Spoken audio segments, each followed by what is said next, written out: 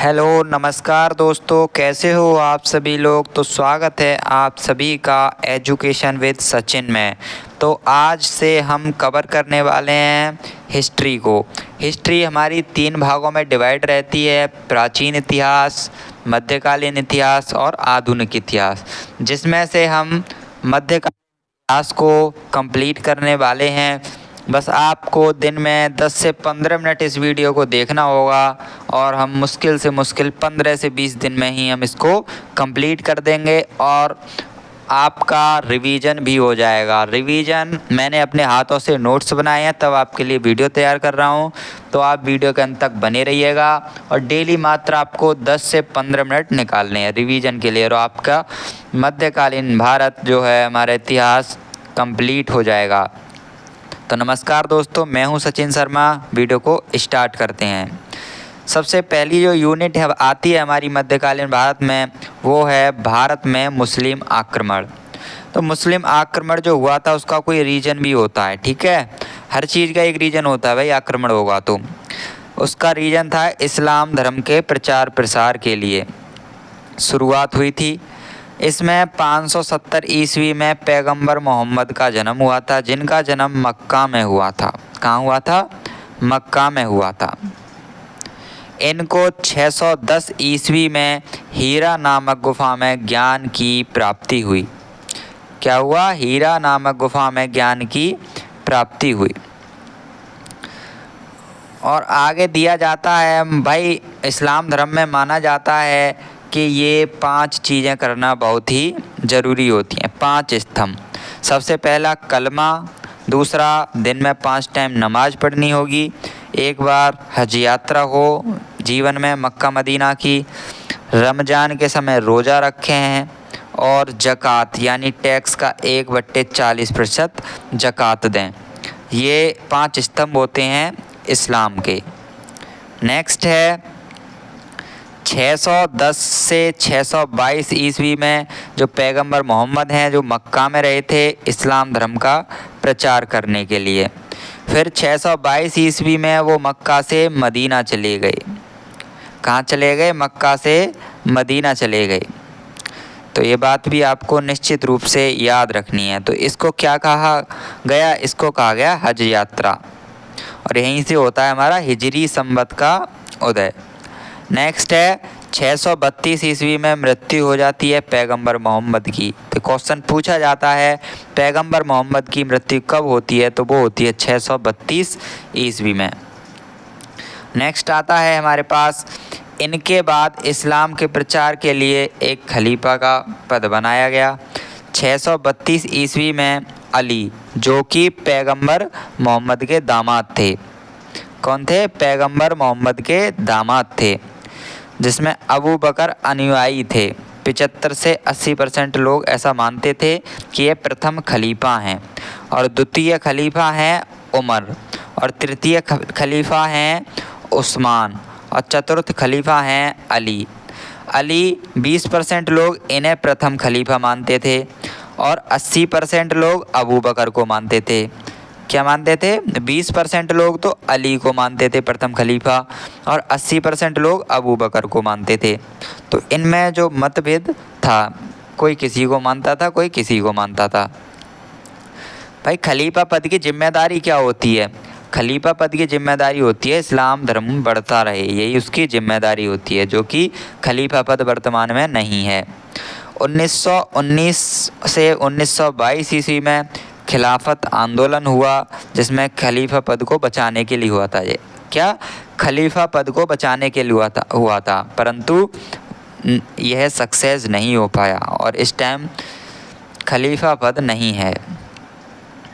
और ब्रिटिश ने 1924 ईस्वी में खलीफा के पद को समाप्त कर दिया। नेक्स्ट है 636 ईस्वी में भारत में प्रथम बार अरबाज के द्वारा इस्लाम प्रसार की कोशिश की गई, जो कि बिल्कुल पूरी तरह क्या हुई? असफल हुई थी। क्या हुई? असफल हुई थी। और यहाँ पर मध्यकालीन भारत में 711 ईस्वी से 712 में, इसी दौरान भारत में प्रथम बार सफल मुस्लिम आक्रमण हुआ था, जो कि किसने किया था? वो किया था मोहम्मद बिन कासिम ने। ये बात भी आपको याद रखनी होगी। एक देश हुआ करता था, सीरिया नामक देश हुआ करता था, जहाँ का एक खलीफा था, वो था सुलेमान। कौन था? सुलेमान। जिसका गवर्नर था अरब का अल हजाज, और अल हजाज का सेनापति था मोहम्मद बिन कासिम। तो ये बात भी आपको थोड़ा निश्चित रूप से याद रखनी होगी। और अगला क्वेश्चन आता है हमारे पास, भारत में पहला सफल मुस्लिम आक्रमण कब हुआ था या किसके द्वारा हुआ था? तो वो हुआ था अरब आक्रमण। क्या हुआ था? अरब आक्रमण, जो कि 712 ईस्वी में हुआ था। स्थिति क्या थी? शासक थे अरब के, जो कि कौन थे? अल हजाज। और सिंध का शासक कौन था? वो थे दाहिर, जो कि ब्राह्मण वंश का राजा था। ये निश्चित रूप से आपको बात याद रखनी है। अगर रिवीजन आपका अच्छा हो रहा है और आपको वीडियो हेल्पफुल लगती है तो वीडियो को लाइक करें और दूसरे लोगों के साथ शेयर भी ज़रूर करें, अपने मित्र के साथ भी शेयर ज़रूर करें। जैसा कि 712 ईस्वी में अल हजाज का सेनापति था मोहम्मद बिन कासिम। युद्ध किया था मोहम्मद बिन कासिम ने 712 ईस्वी में। पहला आक्रमण किया था देवल बंदरगाह पर। कहाँ किया था? देवल बंदरगाह पर। तो तब जो देवल बंदरगाह पर आक्रमण किया था उस टाइम दाहिर राजा था, और दाहिर रावर में चला गया था। कहाँ चला गया? रावर में चला गया। ये जानकारी हमको कहाँ मिलती है? वो मिलती है हमारी चचनामा बुक में, जो कि एक अज्ञात लेखक ने लिखी है। इसका कोई भी मतलब पता नहीं है कि किसने लिखी है। चचनामा पुस्तक में इसका विस्तार मिलता है। नेक्स्ट है मोहम्मद बिन कासिम और सिंध के राजा दाहिर, यानी कि जो पहला अरब आक्रमण सफल हुआ था वो हुआ था मोहम्मद बिन कासिम और सिंध के राजा दाहिर के बीच। ठीक है। नेक्स्ट है आक्रमण का उद्देश्य क्या था? धन दौलत लूटना था और इस्लाम धर्म का प्रचार प्रसार करना था। मोहम्मद बिन कासिम, जो कि 712 ईस्वी की बात है, जानकारी चचनामा बुक में अभी हमने पीछे जानकारी ले चुके हैं।